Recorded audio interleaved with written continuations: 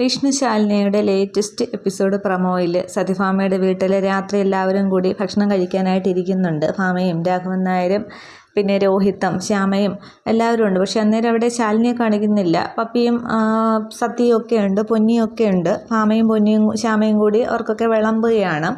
അന്നേരം സമയത്ത് വെളിയിൽ വാതിലിൽ നിന്നൊരു ഇങ്ങനെ മണിയടി ശബ്ദം കേൾക്കുന്നുണ്ട്. അന്നേരം ഈ കുട്ടികൾ എന്താ ശബ്ദമെന്ന് ആലോചിച്ചുകൊണ്ട് എല്ലാവരും കൂടി ഉമ്മറത്തേക്ക് ഇങ്ങനെ വന്ന് നോക്കുമ്പോൾ പിന്നെ ക്രിസ്മസ് പപ്പായുടെ വേഷത്തിൽ ഒരാളിങ്ങനെ വന്ന് കയ്യിൽ മുട്ടായി പൊതിയൊക്കെ ഉണ്ട്, മണിയടിക്കുന്നു, ഗിഫ്റ്റൊക്കെ ആയിട്ട് ഇങ്ങനെ നിൽക്കുകയാണ്. അന്നേരം ആദ്യം മനസ്സിലാകുന്നില്ല. പക്ഷേ അത് മുഖം മൂടി എടുത്ത് ഇങ്ങനെ വിഷ്ണു ആണെന്നുള്ളത് കാണിക്കുമ്പോൾ ഹായ് അച്ഛൻ എന്നും പറഞ്ഞുകൊണ്ട് സത്യം ചെല്ലുന്നുണ്ട്. വിഷ്ണു അച്ഛൻ എന്നും പറഞ്ഞ് പപ്പിയും ചെല്ലുകയാണ്. പിന്നീട് കുട്ടികളോടൊപ്പം ഒരു ക്രിസ്മസ് ആഘോഷം എന്ന പോലെ തന്നെ ഡാൻസ് കളിക്കുകയും പാട്ടുപാടുകയൊക്കെ വിഷ്ണു ആ ഒരു കുട്ടികളോടൊപ്പം ഒരു സന്തോഷം ഇങ്ങനെ ആഘോഷിക്കുകയാണ്.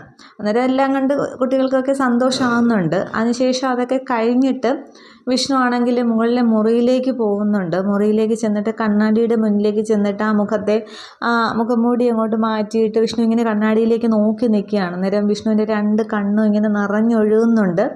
എന്തോ ജീവിതത്തിൽ എന്തോ ഒരു കാര്യം സാധിച്ച പോലെ വിഷ്ണു ഇങ്ങനെ സംതൃപ്തനായിട്ട് ഇങ്ങനെ കണ്ണാടിയിലേക്ക് ഇങ്ങനെ നോക്കി നിൽക്കുകയാണ്, കണ്ണൊക്കെ നിറഞ്ഞ്.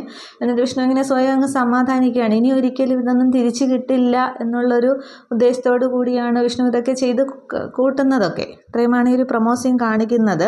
അപ്പോൾ ഇനിയാണ് ഇവരിനെ പിറ്റേന്നാണെന്ന് തോന്നുന്നു ഇനി അമ്പലത്തിലേക്ക് പോകുന്നതും പിന്നീട് അതിനുശേഷം വന്നിട്ട് വിഷ്ണു ഹോസ്പിറ്റലിൽ ചികിത്സയ്ക്ക് പോകുന്നതും. അതൊരു കൂട്ടുകാരൻ്റെ ആവശ്യത്തിന് വേണ്ടി പോകുന്നു എന്നാണ് വിഷ്ണു ഇതുവരെ പറഞ്ഞിട്ടുള്ളത്. രേഷ്മയോടൊപ്പം ചികിത്സയ്ക്കാണ് വിഷ്ണു പോകുന്നത്. ബാക്കി നമുക്ക് വഴിയെ കാണാം.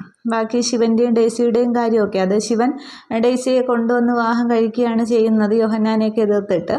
അതൊക്കെ കാണാം. Okay, thank you.